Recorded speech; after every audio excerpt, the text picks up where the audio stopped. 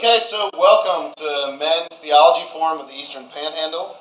Tonight we have the distinct pleasure of having a dear friend of mine and a good friend of Andrew Isker's as well. Andrew and I are just good friends, not dear. You're a dear. Best dear good friend. Okay, all right. Dr. Jonathan McIntosh. Dr. McIntosh is a fellow of humanities at New St. Andrews College in Moscow, Idaho, and works in the master's degree program there, on the graduate faculty. He holds a PhD in philosophy from the University of Dallas. He holds a master's degree in philosophy from the University of Dallas, and additional graduate studies he's taken at Greyfriars Hall in theology, and also has an undergrad in philosophy from the University of Idaho. Dr. McIntosh has a recent book, and I'll plug that for you, Jonathan, called The Flame Imperishable. It's Tolkien, St. Thomas, and Metaphysics of, say that for me, Jonathan. Fairy. And tonight we'll be discussing a very interesting topic. It was one of the first topics Jonathan and I, as friends, were able to discuss together that I found very interesting. I'd never thought of as I thought about the omnipotence of God and how He sets things into motion and how there are many different things in life that come about that it's easy for us to see as accidents, but Jonathan really hones in on specifically how the Lord creates things in a very unique fashion, in a way that is distinct to His will, and that is different than the way that we would make our choices, and so on and so forth. But he'll do a better job of explaining it than me, so I'll go ahead and turn it over to him. Dr. McIntosh. Okay, thank you, Peter. Thank you for the invitation. It's a pleasure to be able to chat about something that's it is a favorite topic of mine, but because we are talking about divine things, we're going to need the Lord's help. So let's ask His blessing on our time, shall we? Let's pray. Gracious Lord, thank you so much for these men and for the opportunity to talk about these matters. Pray that your Spirit would be with us, keeping us and guiding us, and protecting us and leading us into your wisdom. I pray this all in Jesus' name. Amen.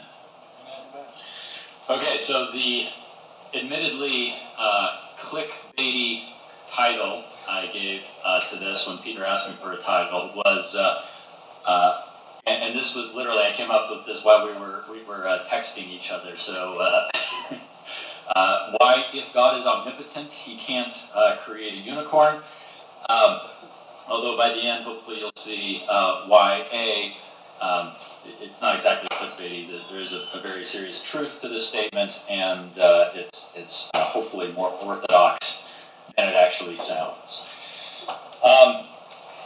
I've just jotted down some notes in about the 10 minutes. I had free before this, so I didn't script this, hoping that by not scripting, it'll be a little more interesting. Peter told me to talk for about 30 minutes, and then we would have about an hour or until, Q&A. Is that the case, Peter? Making sure. Half hour Q&A. The Q&A is up to, depending on discussion. Basically until I talk to you all out of the room. Or Peter runs out of beer. Okay, so why, if God is omnipotent, He can't create a unicorn. So the real question here is, what does it mean, or one way of posing the question is, what does it mean for something to be possible for God? This is an admittedly very abstract question, asking about God's possibilities. The reason why I'm interested in such an abstract question is not for the sake of being abstract, but because I think this question of God's possibilities is really implicit in so many other areas of theology, and so I think it's really important to get this question of God's possibilities, God's omnipotence right, to make sure that we get other areas of our theology correct. So it is abstract, but that's the point. By going abstract, we're touching on a topic that's involved in many particular different theological issues. Okay, so we're asking the question, what does it mean for something to be possible for God? This is another way of getting at the question of God's omnipotence. What is omnipotence? It's the only attribute mentioned, for example, in the Apostles' Creed. We confess, we believe in God the Father Almighty. So it's an important attribute of God. And it's very common to define God's omnipotence as simply God's ability to do everything that is possible. It's his ability to do or to create all possibilities. So this brings us to this question, what does it mean for something to be possible for God? And I want to begin by suggesting that there's broadly been two very broad answers to this question of where do possibilities come from. Two answers historically, and I want to briefly summarize what those two answers are, suggest that as different as these two answers are, and as important as these answers are historically, they have something in common, and I think there's something flawed about them, and I want to give an alternative answer. So, broadly, I would say there are two answers to the question, what does it mean for something to be possible for God? The first one is the theological answer. You might think, well, isn't that what we're talking about, theology? Well, I think there's a more and a less theological way of answering the question of what it means for something to be possible for God. And by the theological answer, I mean the classical Augustinian Thomistic answer, which is something is possible if it is rooted in God's own nature, God's own essence, God's own being, God's own substance. Okay, and that's what I mean by the theological answer. Possibility, the nature of possibility is ultimately, for something to be possible, is for it to be theologically possible. A possibility is made possible by God's own essence, God's own nature. And so the way Augustine, for example, articulated this was his famous doctrine of the divine ideas, which was really a Christianization of Plato's doctrine of the forms. If anybody knows anything about Plato, it's that he taught something about the forms. And of course, what Augustine did, he wasn't unique in this. This was a classic Neoplatonic move. Was he took Plato's ideas, the forms, and put them in the mind of God. And what Augustine said is, for something to be possible is for God to have an idea of that thing. God knows himself. This, for example, is how Aquinas might put it. God knows himself, and in knowing himself, God knows all the ways in which his infinite, perfect being could possibly be imitated by God's creatures. So what does it mean for something to be possible? It means it's capable of imitating, or another word that's often used is participating in God's own being. Okay? So that's the theological answer that really prevailed from Augustine to Aquinas. What happens in the later medieval period? You see this shift beginning to happen with figures like Duns Scotus, who was working in the, he was born in, I think, 1288. But in the early 14th century, Duns Scotus is often looked to as being responsible for introducing this idea of logical possibility. Okay, the idea of something being possible just simply if it doesn't involve a contradiction. Okay, it's logically self-consistent. Okay, and so for Scotus, he shifts the ground a little bit, and he still is affirming God's omnipotence, but instead of defining possibility first and foremost theologically, right, giving possibility an inherently theological origin and nature or character, Scotus moved towards this idea of logical possibility, such that he said something be possible If something was possible, it's because it's logically possible, and it would be possible even if, per the impossible, God did not exist. Okay. Now, for Scotus, obviously, for Scotus, it wasn't possible for God to not exist. But really, he wanted to accentuate this aspect in which you can think about possibilities are possible almost independent of God, or at least that's the sense that he gave it.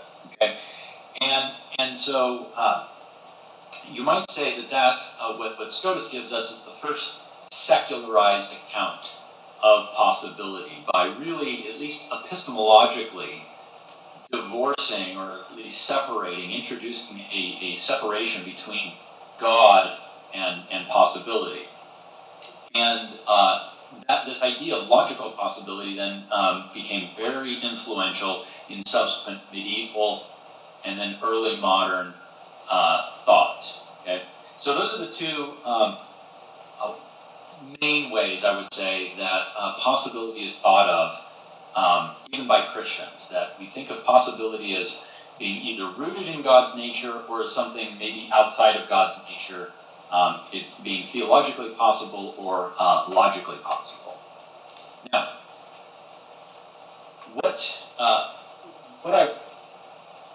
sorry, is that? We're still here. Okay. I think I'm hearing myself, and I'm thinking it sounds like somebody's trying to interject a question, which if you are, feel free to do that. But as I said, hopefully we'll leave a lot of time for questions here. So now, what I want to suggest is that these, as radically different as these two accounts of possibility are, and they're very different, and I think they are different in ways that ends up having all sorts of huge implications for the course of later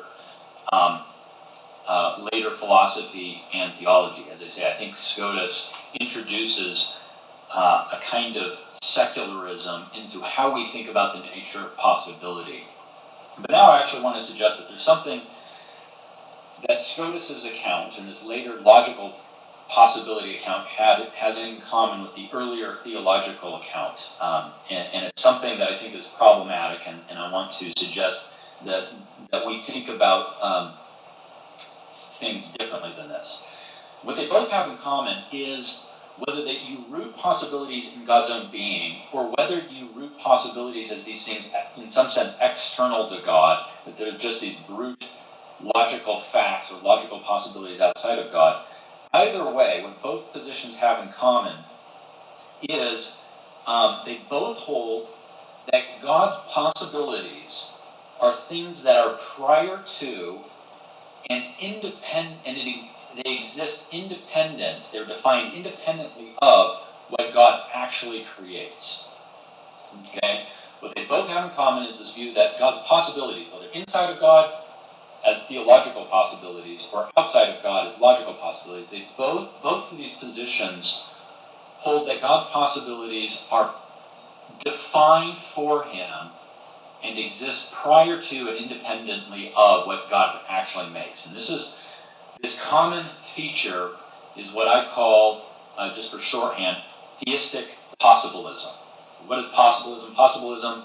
Theistic possibilism is the thesis that God's possibilities exist for him prior to and independent of anything that God makes. God first, when God acts, when God creates, he takes stock, he takes inventory, either inside of himself or outside of himself, of everything he's able to do, and then his action is really a kind of selection process, whereby he chooses these possibilities that are already defined. Okay, so that's what I mean by theistic possibilism. God's possibilities are exist prior to and independent of what God actually does. I want to contrast this theistic possibilism that I would argue both Augustine and Aquinas on the one hand, and say Scotus, Occam, René Descartes, Leibniz, Plantinga, fill in the blank. This theistic possibilism that I think all of these thinkers, by and large, have in common. I want to contrast it with what I call theistic actualism. And theistic actualism is the claim that instead of God's possibilities being prior to and independent of what God actually does, rather God's possibilities are things, the things that we understand to be possible for God follow from what God has actually done. That it is God's creative intention and action that determines what God can do.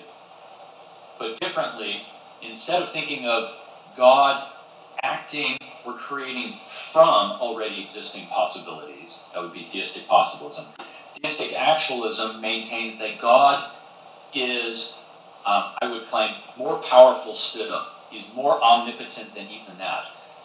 God's omnipotence doesn't mean he can do all possibilities, or those possibilities are just sort of brute givens or facts for him. Rather, divine omnipotence means God is the creator of his own possibilities. Okay? Let me, in one thing that I've been spending a lot of time on in trying to develop this alternative way of thinking about God's possibilities is, instead of Augustine or Aquinas, a major theologian who comes right in between them is St. Anselm of Canterbury. And what's really interesting, or one of the things I find really interesting about St. Anselm, is he actually doesn't have, even though he's very Augustinian, he doesn't have Augustine's doctrine of divine ideas. Instead, if you look at his first major theological work, it's called the Monologion, which is a predecessor to the Proslogion. Most people, if they know anything about Anselm, they know either his Proslogion, it's a very short prayer. It's the one containing his famous so-called ontological argument for God's existence, where he defines God as that than which nothing greater can be thought, and then shows that if that's what God is, then God of necessity must exist. So it's probably the most famous argument in all of philosophy. It's one of the most famous. And then Anselm's also very well known for his Cur Deus Homo, in which he argues for the necessity of the incarnation. But in his Monologion, which is a predecessor to his Proslogion, and it's really just a study of the doctrine of God. It's his exposition of the doctrine of God using reason. Anselm, he doesn't give a doctrine of divine ideas like Augustine does. Instead, he gives what he called the divine locutio. It's just the Latin word for utterance or expression. And what Anselm says is, God, in knowing his creation, he doesn't know it in terms of ideas. He knows it in terms of this linguistic metaphor. Instead of this more Platonic, intellectual metaphor of ideas, Anselm shifts to a more linguistic metaphor, to where he just has God, when God thinks creation, he thinks it through what Anselm calls locutio, this linguistic expression or utterance. So you have God just sort of uttering creation through his locutio. And one of the things that's really interesting is, if you have a metaphor of divine ideas, well, we can have ideas of lots of different things, including things that that don't actually exist. By shifting things to a more linguistic metaphor, one of the things that's interesting is Anselm really has no notion of God thinking ideas of things that God never actually makes. For Anselm, you just have God and then what God speaks. You have God and what God utters through his locutio. And one of the results, I argue in some of my work on Anselm, is that for Anselm, instead of God thinking all these possibilities and then picking which ones to create, Anselm has this model in which God, who is infinite, perfect, he's omnipotent, but God actually brings into being his own possibilities for creation. And he does it through this linguistic process, or at least, of course, we're talking about God here, and we're talking about things that are above our ability to understand. And so that's all we can really do is just come up with these metaphors, these ways of trying to approximate as we try to understand what God might be like. Okay, so I would argue that unlike the theistic possibilism of Augustine, Aquinas, Scotus, Occam, and the rest, Anselm gives us a model or an example of what I'm calling theistic actualism. Okay, so what does this mean for unicorns? Why does this mean that if God is omnipotent, he can't create a unicorn? Well, if I asked you, at least prior to this presentation, can God create a unicorn? I think most Christians who affirm God's omnipotence would say, sure, why not? I don't say why not. It doesn't seem that hard. He can make a horse. He makes lots of different kinds of things. Why couldn't he make a unicorn? Well, and if I asked you, okay, well, if God made a unicorn, how many stomachs would it have? I don't know. Maybe one, maybe four. If I asked you, if God made a unicorn, would the unicorn chew its cud? Would a unicorn have split hooves, or would it have a single hoof? If God created a unicorn, would it be able to breed with a horse or with a donkey? And if it could, would its offspring be fertile, or would they be infertile like a mule? Right? And so I could start asking you all these sorts of questions. Right? God can make a unicorn. I start asking you all these questions that you don't know the answer to. And if I asked you, well, does God know? And the pious Christian wants to say, well, of course, because God knows everything. God does know everything. But what in saying that God at least knows the answer to the question, what are we implying? Well, we're implying that there's this form, there's this divine idea of unicorn that's, we may not know what it is, but it's fully worked out in God's mind from all eternity. Right? There's this divine idea of unicorn that God has always known just simply by virtue of knowing himself, such that if God were to create one, all he would have to do is just consider what it means to be a unicorn and then just choose to make one of those. But notice what that means about things, say, like hobbits. Okay? I spent a lot of time thinking about Tolkien and thinking about hobbits. I wrote that book that Peter just mentioned was actually my doctoral dissertation on the metaphysics of Tolkien and Aquinas, and that's actually how I got into this subject, was thinking about what Aquinas says about theological possibility and comparing it with what Tolkien says about subcreational possibility. Well, think about it. If fictional beings like unicorns have this existence, this pre-existence, whether God makes one or not, what does that mean about something like hobbits? How do we know hobbits, if there's this divine idea of hobbits that God could have created but chose not to, how do we know Tolkien got hobbits right? Right? How do we know hobbits have long, furry feet? Maybe Tolkien, got it wrong. How do we know unicorns, really have horns? Or maybe how do we know we really have? Well, I mean, unicorn means one horn, but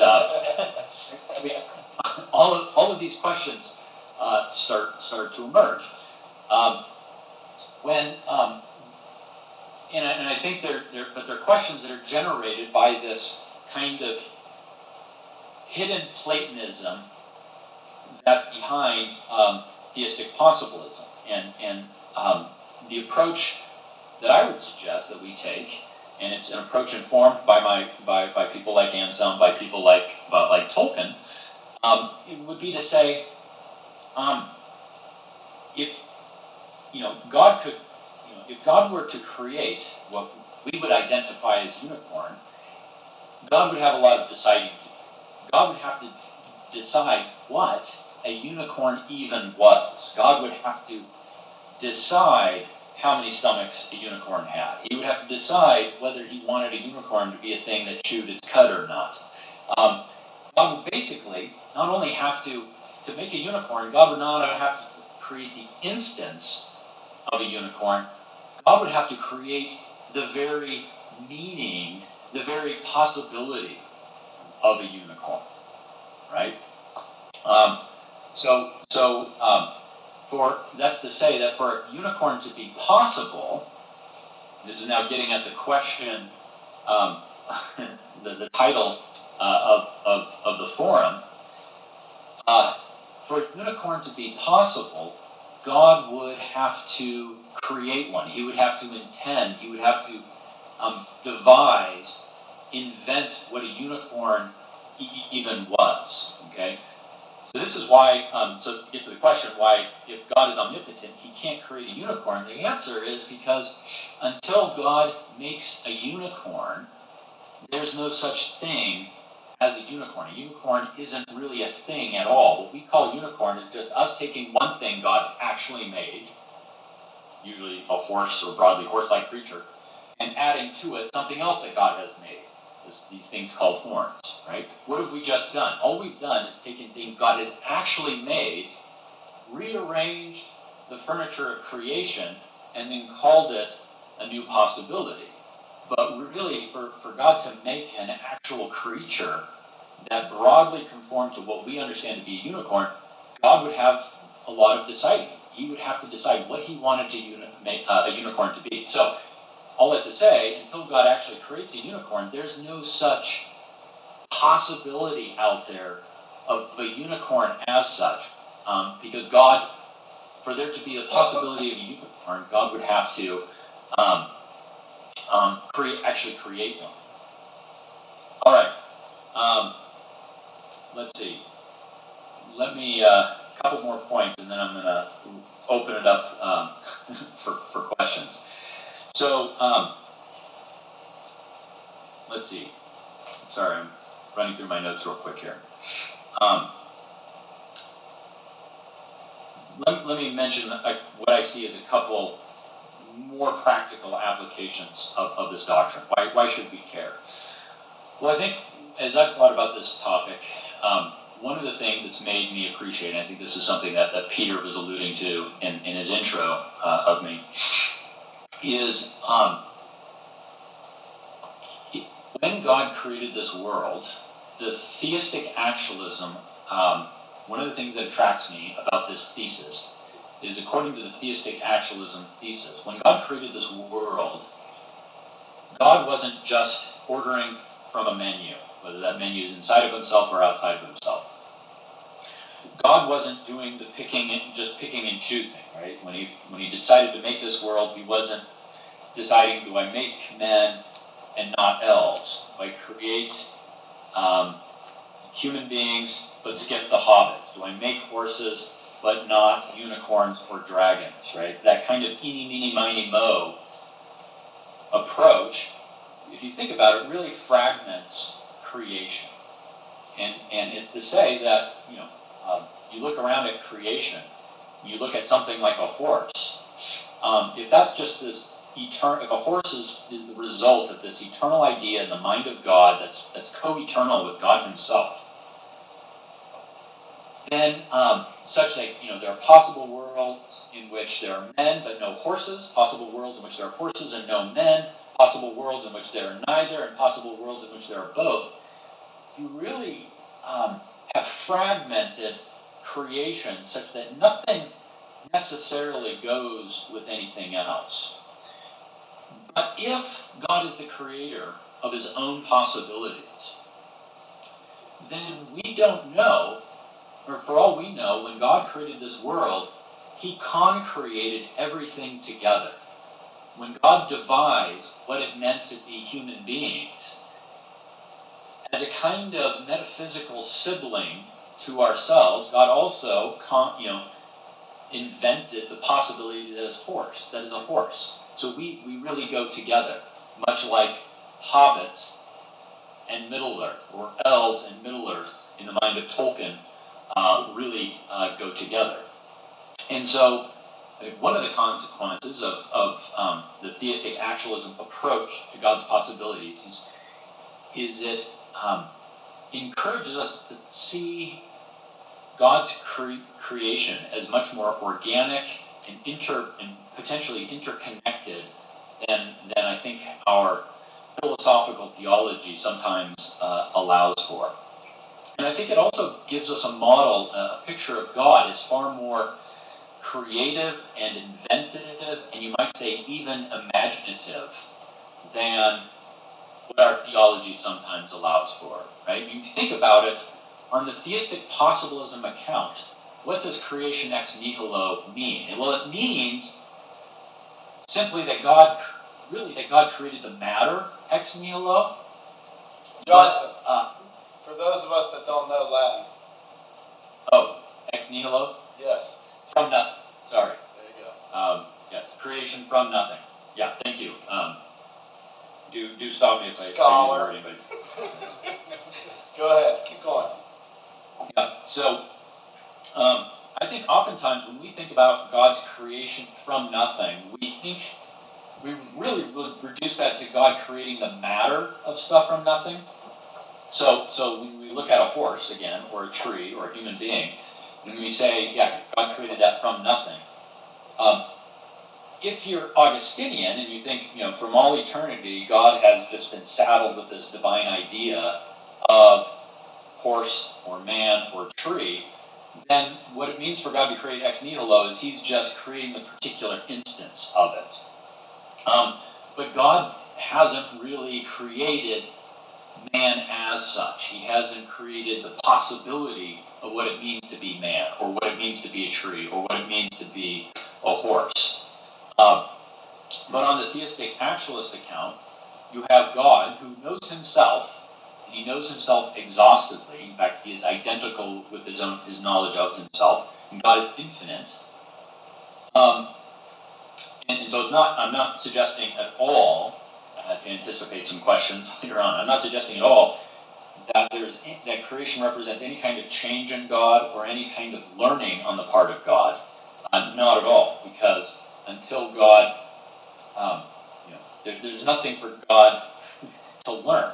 God is the infinite source of all reality.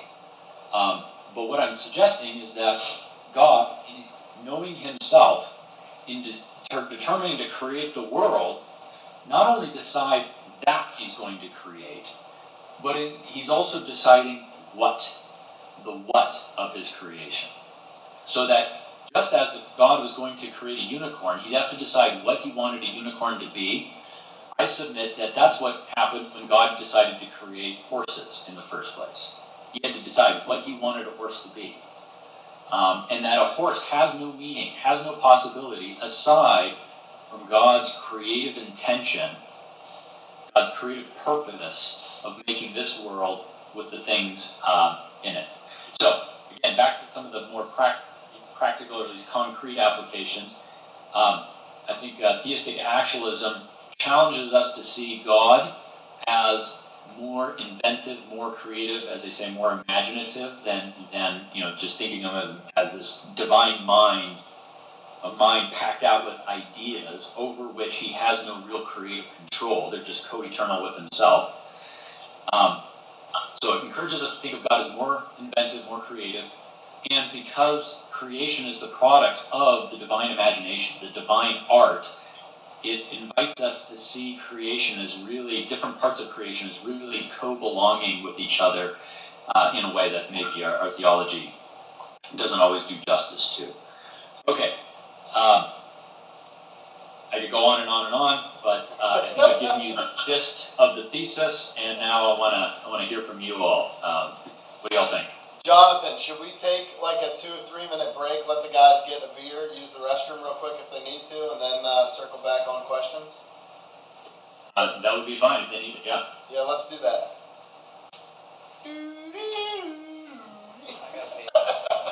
Thank you, Jonathan. That was awesome.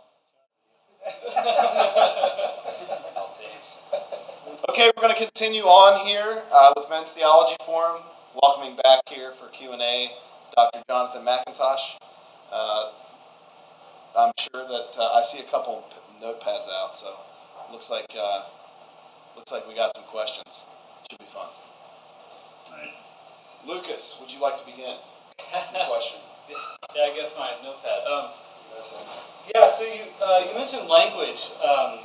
Speak loudly, by the way, gentlemen, when you ask questions. Right. So you mentioned language, and Anselm the theistic actualism. When it comes to language, are you saying that language and God's action? Are you saying that God's action and thought are intertwined? That He does not think of possibilities apart from His action, and His action is based in language, in speaking things into existence? Or does that make sense? I think so. So, yeah, on the one hand, as I mentioned in my remarks, what we're really up to here is we are not able to know. God is at one level unknowable, ineffable, unspeakable. He transcends all of our thoughts. He transcends all of our language. So when we are talking about God and thinking about God, we are way out of our depth, right? And yet we must speak about Him. We must think about Him, and it's our great privilege to do so. There's a passage I love from Augustine's Confessions, in which he says, when I've spoken about you, what have I said? I've basically said nothing. I can't speak about you. Yet woe unto me if I am silent about you. Right? We can't speak about God. We must speak about God. So what we're talking about here are different ways in which we might think about God. So we're not trying to put God in a box. Although whenever we're speaking about God, there's a sense in which that's exactly what we're doing. And so whenever we're talking about God, whenever we're thinking about Him, there's a sense in which we're putting Him in a box. But that's what creation itself is when God puts Himself in a box. That's certainly what the incarnation is when God puts Himself in the box that He Himself has made of creation. So the question is whether we're going to put God in a box faithfully or unfaithfully. Are we going to be doing it obediently? And so there's better and worse ways of talking about God, thinking about Him. And so the whole thing about language is not to say it is to confine God to this. It's just to say that we have different metaphors for thinking about God. And one very traditional one is the intellectual metaphor. God is divine mind, and when He thinks about creation, or when He creates, or the way He relates to creation is in terms of ideas. And the point with Anselm is that he gives us a different theological metaphor. So the point isn't to say this is the only way of thinking about how God relates to creation. It's just to say here's another way in which a notable theologian like Anselm has proposed that we think about God, and here are some of the implications. And so what we want to do is recognize that when we speak about God, we're speaking about Him metaphorically, analogically, and so we want to make sure that our metaphors are working for us and not against us. And so one of the things that Anselm concludes is he says God's knowing is really just God speaking. He really privileges or prioritizes the language metaphor. And so, sorry, I'm not trying to avoid your question, but I might have to ask you to restate it, but wanted to just clarify, if necessary, what I was trying to say there.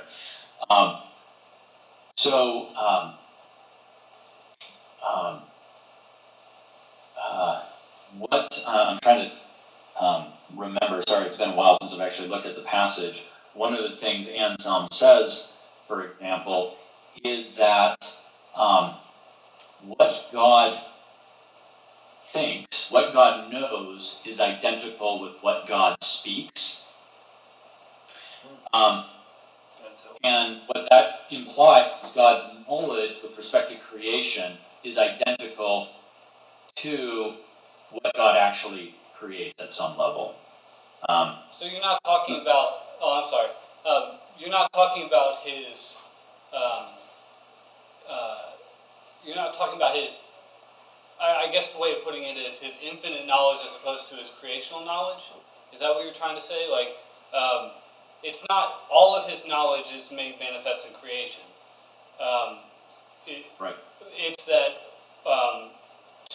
to know for God is to speak, and to speak is to create.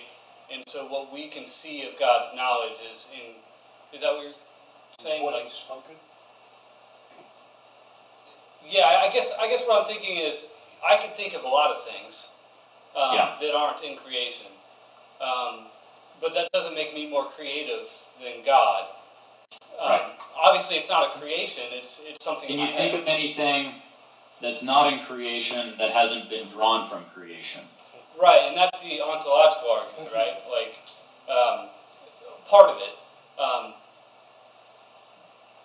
Well, I wasn't so much thinking of it as ontological argument. I'm just saying, like, Zoe Anselm actually makes this case that whenever craftsmen think of things that don't actually exist, so when, let's go back to Tolkien. When Tolkien thinks of hobbits, are hobbits, has Tolkien accessed, by using his mind, using his reason, using logic, has he conceived of some possibility that exists outside of this created order and independent of it?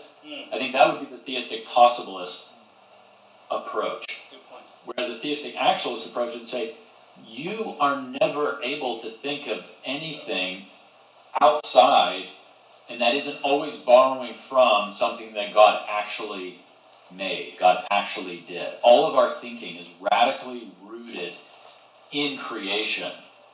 And this is one point I did want to make that I didn't get to earlier, and that is, I recognize this theistic actualism, it sounds very conjectural and speculative. Like, okay, yeah, this is interesting, but how do we really know? This sounds like we're saying a lot of things about God that we really can't know. And actually, I want to say that's exactly right. Our theology too often presumes that we're able to know things apart from what God has actually done. And I think actually it's theistic possibilism that is too speculative, too conjectural. I want to say, and what theistic actualism says is all of our thinking about what is possible for God is radically rooted in what God has actually done. That we're never able to think our way outside of creation. But we think that we can. And I think we're wrong. We're radically dependent on what God has actually done to even think about those things God hasn't done. Which is to say, all of our thinking about possibilities are always downstream from what God has actually done. We're never able to get upstream from it. Does that make sense? Yeah, that's great. Yeah, thanks. Wait, can I ask though, so you talked about like the mule earlier. That wasn't really more of like, I don't see that as being part of God's design. Like, I don't think when he was thinking about creating animals, I'm going to create a horse and create a donkey and have them mate this way to create this animal. Or like, we create different breeds of dogs and stuff all the time. Yeah. So like, I guess what I'm trying to say is like, did God already have those designs thought out when he was creating Earth? Like, or are those something because you're saying we're falling downstream, but we're creating something or playing with genetics that create something that wasn't created. Does that make sense? Yeah. I would say, so God, I would say, yes, they are part of God's design. I believe everything is part of God's design, but it's a question of their role in God's design. So I would say, I'm glad you brought this up. I'd actually never really thought about this example, but with mules, it makes a difference whether you think of God saying, okay, there's horses, there's donkeys, there's mules. Do I create them all? Or I know in this world I'll make donkeys and horses, and then I'll only make mules as the offspring, sorry, my brain's shutting down here, the offspring of horses and donkeys. And I would say, God is sovereign over horses He's sovereign over donkeys, he's sovereign over mules, he's sovereign over Tolkien, he's sovereign over hobbits. The question is, how does that sovereignty of God kind of carry itself out? And I would say, God, so when he made the world, he made a world in which mules were possible, but they were only possible as the offspring of horses and donkeys. So put differently, when God thinks up mules, he doesn't think mules separately from horses and then sort of decide, oh, in this world, I'll make mules only possible as offspring of horses and donkeys. Rather, I think God, when he's thinking up horses and he's thinking up donkeys, he's thinking them up, imagining them, subcreating them, if you will, dreaming them up, as it were, as things that are able to breed with each other and produce this thing that God would call mule. Just like I would say, when God created human beings, he didn't skip over hobbits. The only thought God has ever had of hobbits, because it's what God himself thought hobbits up as, is he thought them up as things thought up by Tolkien. So you have God thinking of Adam. Thinking of Adam, he thinks of Eve, right? Because Eve is taken from Adam's rib. Thinks of Adam, thinks of Eve. So he thinks Eve through his thinking of Adam, so to speak. Thinks them, creates them, begetting their offspring, Cain, Abel, Seth, all the way down. You get Tolkien, and then God thinks of Tolkien, thinking of hobbits. Okay? So God is Lord over the whole thing. He's the one who's made all of it possible. But it's a very different picture from God having all of these possibilities from the outset, and then just picking and choosing and arranging the order. Does that kind of make sense? Yeah. So along those lines, we would say like God thought up the. Oh, can you hear me? God thought up. He thought up the internet when he thought about Al Gore and then Al Gore's parents. Like how? So like with the omnipotence being defined. Thought of Al Gore thinking he made up the internet. Right. So like I'm trying to think back to the original statement, which was omnipotence is hold on, I wrote it down because I'm not as smart as these guys in the room. The ability to do or create all possibilities, but then if we're defining possibilities as what's been actualized by God, right? Because there's not a possibility that God hasn't already actualized. Well, so there's God creates his own possibilities, and then the things God has actually made, right, then they have possibilities, right? So each of you guys, it was possible for you to have sat in different chairs in the room, but those are possibilities that are downstream from the world God made. So I don't mean to say that every possibility is realized. It's just to say that if something's possible, it's made possible by something that God has made actual. Okay, so that's why I was getting to. Predecessor. Yeah, that's why I was getting to the internet, because I thought, well, the internet's new, but he knew it a long time ago, but he had to set in action all these other possibilities to make the internet possible. Right? Why did he choose Al? Yes and no. So the way theistic actualism would, it would push against instrumentalizing. So it's not like God had the thought of hobbits, and then he's like, I got to come up with somebody to come up with hobbits. That would make Tolkien the mere instrument for producing hobbits. Take your children. It's not like God thought up their children and then they're like, okay, now I got to come up with who their parents are going to be. That would, I think, if you'll pardon the expression, but I think I mean it quite literally. If that's how things work, we have just bastardized all of creation, right? We made all parents sort of kind of optional in the mind of God. It's chaos.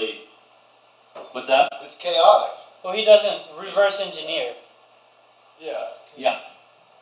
So it's not like God ever has a thought of children apart from, as possibilities independent of the parents. God only thinks us as the children of our parents. And if we weren't children of our parents, we wouldn't be possible in any sense, right? And so in a similar way, I would say hobbits are the subcreated children of Tolkien. A hobbit by any other author would not have been hobbits. It would have been something else. So what does time have to play in this? Because you kind of mentioned like kind of the Augustinian view of possibilities. It's kind of like a sandbox where God has this big old sandbox world with all these elements, and then He arranges elements in different ways to fit His purposes. So if it's not like that, then what role does time have to play in possibility? Because you mentioned succession and Tolkien and the Hobbit and all that kind of stuff. So what is Yeah. yeah. Yeah, that's a great question. There's a lot of different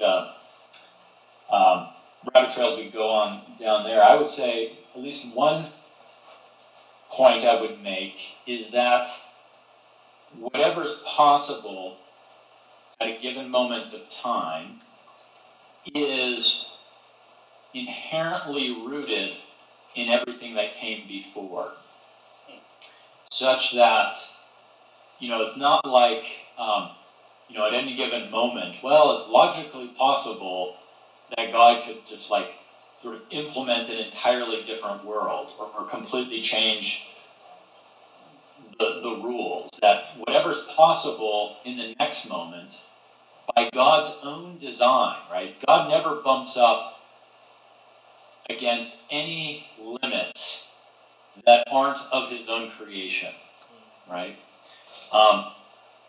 So what's possible at any given moment of time is what God Himself has made possible by virtue of what God did in an earlier moment. So it's to say that it doesn't mean fatalism, where every moment of time is just the unpacking or determinism. I'm not a determinist.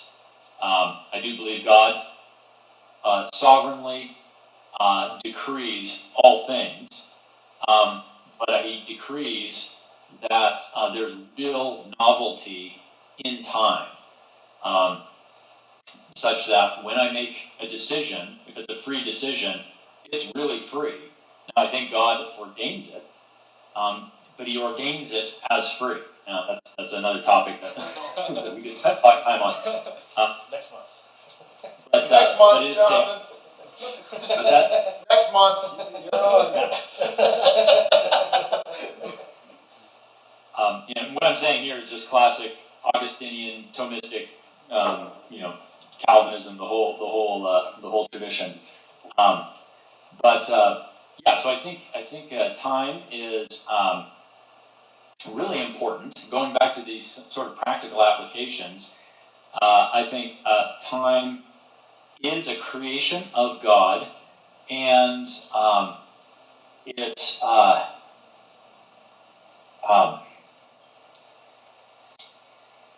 we want to take care that we don't instrumentalize time, that we don't make an earlier moment or what happens during an earlier moment just sort of the means to an end, but that it really matters the particular course that things take in time really matters to the outcome. That even like if you want to talk about salvation, oftentimes we instrumentalize our role or the role of people in preaching the gospel, or the role of the sacraments, or the role of the church, and these things we instrumentalize them in their role in producing a certain spiritual effect or arriving at a certain spiritual outcome. Like God is powerful, and so He can always, if He wanted, He could just snap His fingers and get to the end point, right? That's often how we think of it, because God is all powerful. But if God is the creator of His own possibilities, for God, how he gets to a certain end really matters, such that sometimes the only way to get to a certain end is by the means that God has ordained, right? You as, we as fathers aren't just the means that God happened to choose to get to the end of producing our children. If you remove us as the instrument, if you remove us as the agent, you remove all of our children. They're gone. They're not possible, right? And so, it's to say, I was stressing earlier the interconnectedness at any given moment of time of all creatures.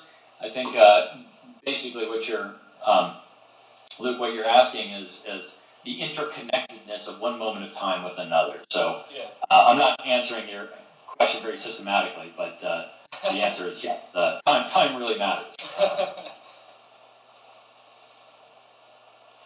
Okay, I've got an odd question. Jonathan, this is John. Hi, John. Hi. I heard this story attributed to Billy Graham in an interview. I don't know if it's true, but let's assume that it is. The story goes that he is asked if he believes in UFOs. And Billy Graham's response was that he felt that it was very possible that his God could have created other worlds with other beings, and sometime after our existence here on earth, that part of our term or part of heaven includes us evangelizing other galaxies and other worlds. Now, I can't tell you how shocked I was because I never thought of that. But in context, It wasn't within the realm of possibility. So, in the context of what we're talking about tonight, God has done that before. He may have spoken it and we just didn't know it. Is that the kind of possibility that you're talking about? Or Yes. does that not follow? Included. So what I would say is we don't know, right? So here's the theistic possibilism, which is deep in our hearts. We are all closet possibilists. The response is to say, well, I don't see anything logically contradictory about that. And he created one race of rational, intelligent beings. Well, we have the angels as well. And we've got, talking donkeys. We've got Balaam's ass. And we see other galaxies. Right. And he may have spoken and we did not know yet. Right. And so it's logically, I don't see any contradiction in it. And so we then say, okay, well, it's possible, right? And I think what we need to say is, well, so far as we know, but we don't know very much, right? We don't know very far. Let me give you an example. Say you've got that wooden, wooden inning, right? That coffee table in front of you all. Yep. It's made out of wood. Could God make that coffee table? Could he turn it into a rational thinking being?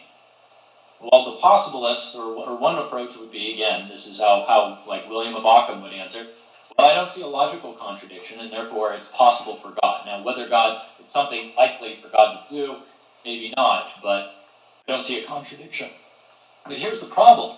We don't know enough about creation to know what's logically possible, right? Whether that table can think or not depends entirely on what God has made things to be. Right? If it's possible, it's because God made it possible. If it's impossible, it's because God made it impossible. But what we want to be really careful, so that's, if it's possible for there to be UFOs or aliens, it's because God made it possible. If they're not possible, it's because God made it impossible. We can say that, because God is a possibility. And someday God might illuminate, teach us to see things clearly, to see whether they're possible or not.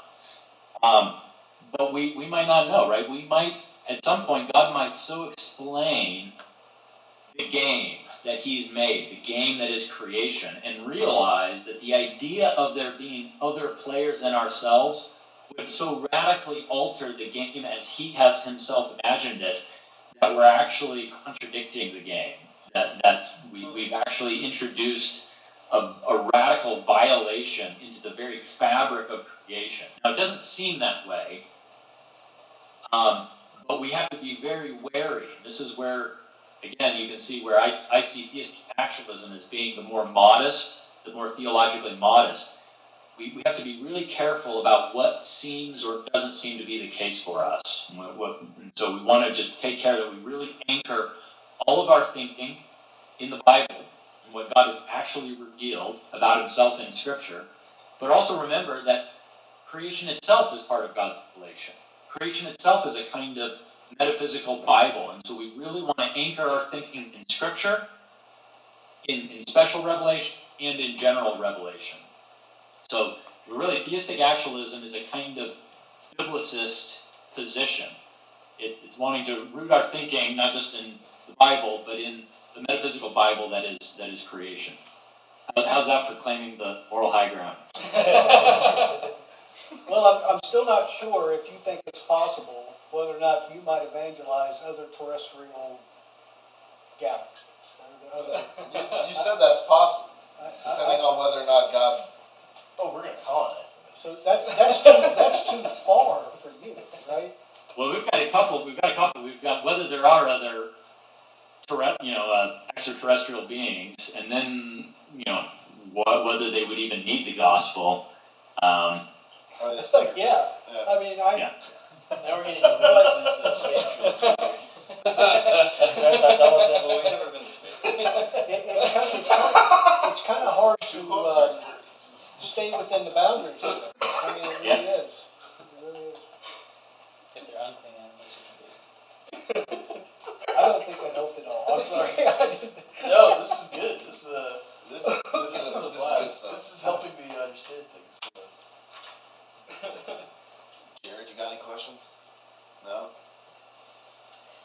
No. All right, Luke, what else is on the pad? Wow, what? No, Luke's got his pad still. I'm He's trying to be patient. I'm still thinking through how I want to ask Jonathan this. I don't have any questions. If you guys need a second beer, it's my take. Brad always surprises us with a good question at least once Might help every me time. ask some of the questions. If he always does it, it's not really a surprise then. Set a high bar there. So I do have a question, and See? And it relates to a term that you were using a couple times over and over again, and it was or not a term, but a sort of a description of God being the creator of his own possibilities. I think I might have that a little bit wrong. Was that correct? Yeah. All right. So when I think about that, I think about two different things. I think about God, and I haven't studied philosophy, so there may be a camp or a silo of philosophy or a thinking framework that I'm relating to, but forgive my ignorance, I don't know. But when I think of that, when you say God is the creator of his own possibilities, I think you can view that in two different ways. In that, one way of interpreting that would be implying that God created himself and therefore determines his own possibilities of function and action, being, etc. And another way, I think you talked about this a little bit, but that God is the determiner of all possibilities within what he has created. It's us that, like, we don't actually as people ever create anything. We work within the boundaries of his sovereignty and creation and make discoveries and make mixes, as you were saying, with what he's created. But I just kind of wanted to ask that question. Do you mean one or the other, or both, when you say? No, I mean the latter. So God, I'm very traditional on this point. God is, the Anselm, the doctrine of divine aseity, ase in Latin means from itself, and so aseity, aseity, is a classic attribute of God. And it means it encapsulates God's transcendence. That creation, everything other than God exists through God. God exists only through himself. So God is ase. He's from himself, through himself, and he doesn't change. He is entirely immutable. He is perfect. Aquinas would say he's pure actuality. He's pure act. Any change in God would involve the actualization of some potential, but God is purely actualized, so he can't change. There's nothing there's no way in which he could be improved. He is perfect. He is infinite. He is immutable, and such that even when God creates, it doesn't even go on his resume, right? It's not even new for God. God doesn't even go from being non-creator to being creator. Creation is such a blip on the screen, it's not even a blip. Like when God creates, his actuality-ometer, the actuality meter, list of things God didn't even go up one tick, right? That's God's transcendence. That's how big God is. Creation is so utterly superfluous and redundant with God's own plenitude of being. It's and that's a mystery. We can't explain that, right? How the one who says "I am that I am," who is being itself, pure actuality, could then create, could then do something. We don't even have the vocabulary to make sense of it. We don't have the ideas to make sense of that.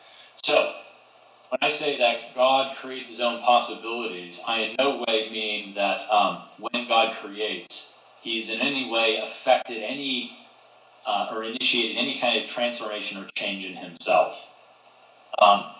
It's just to say that when we think about God's possibilities for creation, all of our thoughts of those possibilities presuppose that he's already made something. Like we can't get outside of this world. We have no access to God except through what God has actually done. So in terms of the two options you gave me, hopefully, I think that was the latter option I was expressing. But there, you're right.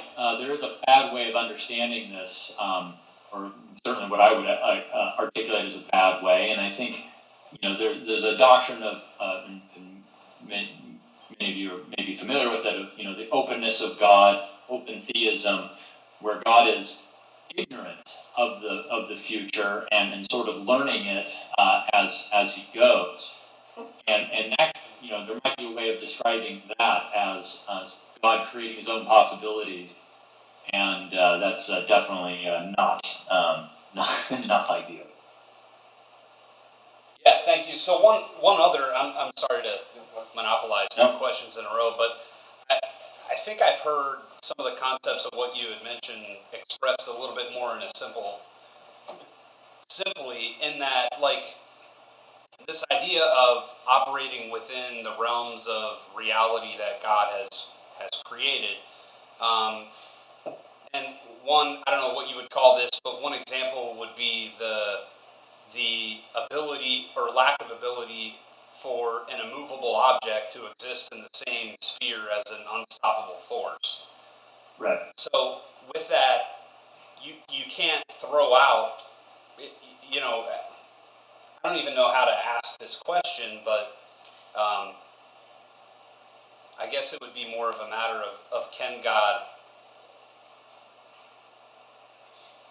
I don't know, sorry, totally lost my train of thoughts. Can he be both unstoppable and immovable?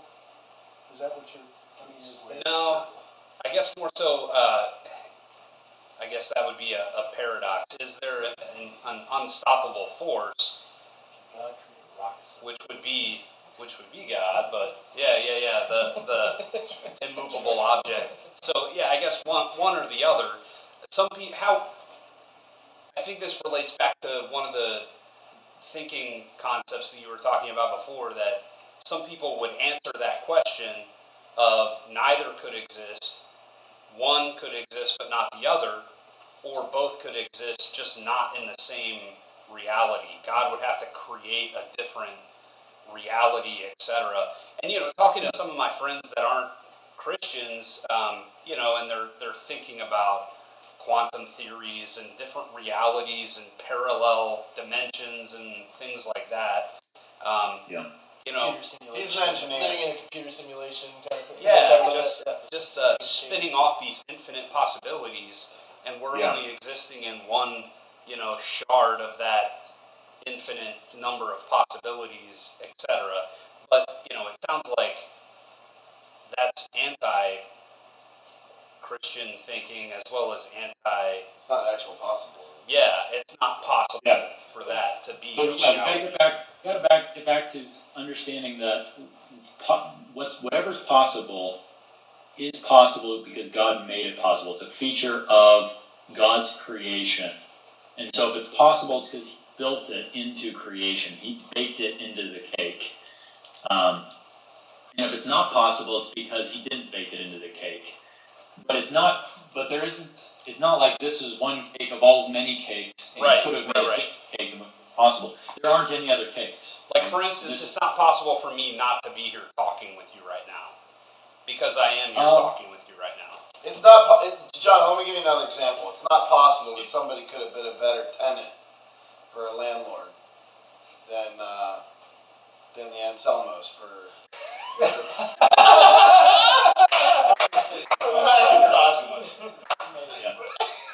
Hey, Is that a good example? I mean, sorry. Yeah, let me ask this question, Jonathan. So, so really, all of this, your whole thesis is the absurd, question of, I was just joking with these guys. Can God create a rock so big that He Himself can't lift it, man? Right? Is your answer is no. Next question. Right. That's pretty much it. Right. Right. Because he did. Because He didn't. The answer is no. Well, the answer is yes and no, but because He didn't, it's no. So there's real contingency in creation. That is to say that things could have been different. Things can be different because God builds into His own creation contingency. So He can create things such that they might have been different. But it's things that actually exist that might have been different, right? It's not ultimate reality.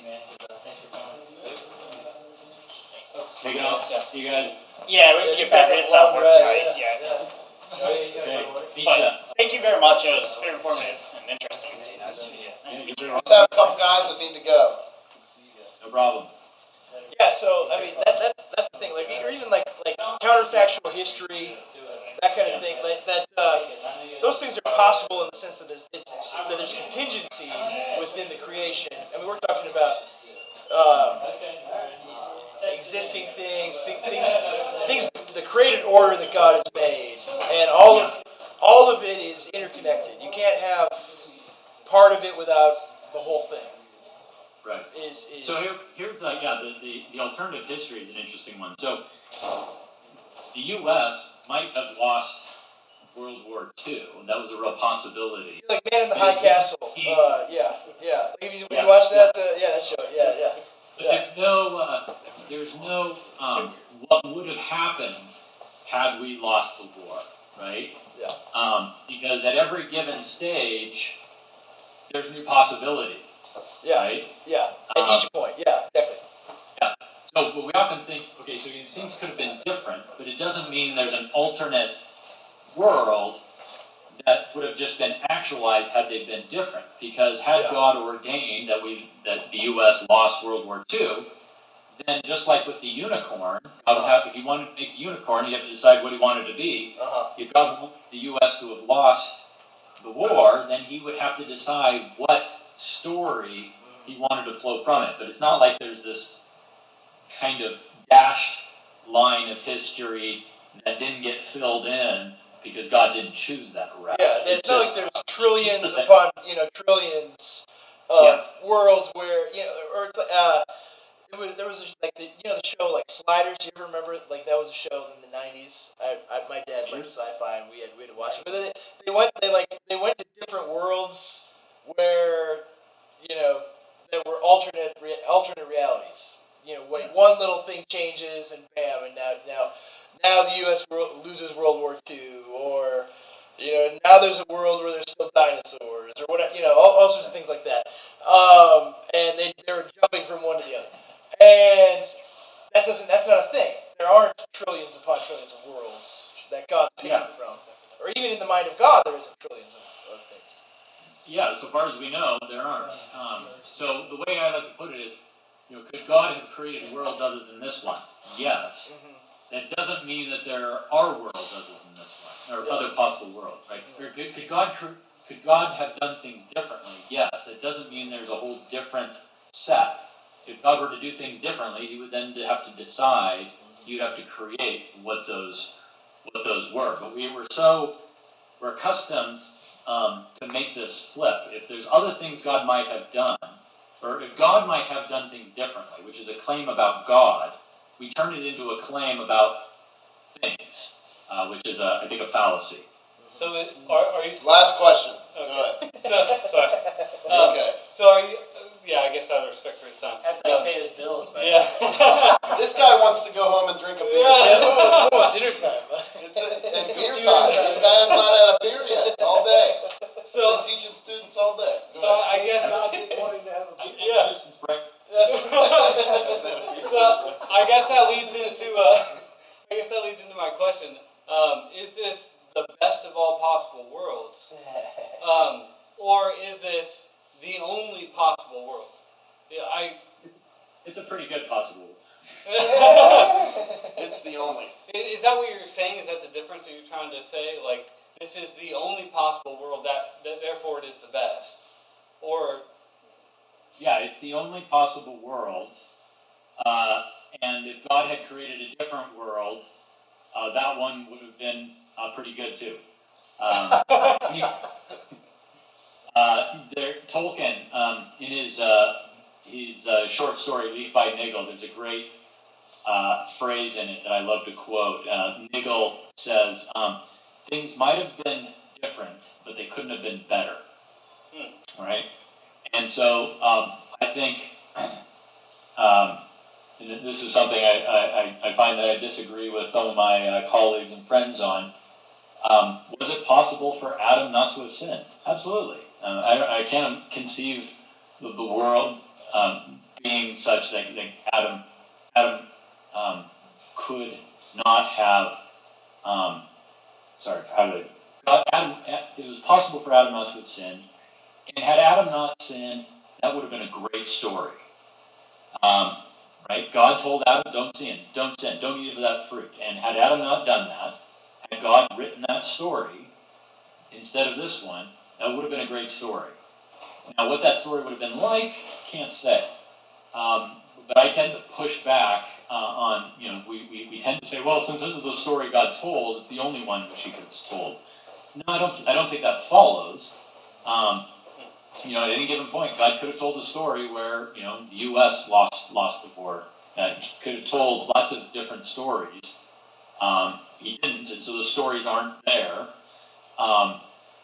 But the point, what I would insist on is whatever story God might have told differently, it would have been good, because that's the only kind of story God tells, is really good ones. So. Thank you, Dr. McIntosh. We really appreciate your time. May God be with you and bless your teaching ministry. And cheers. Thank you. Thank you.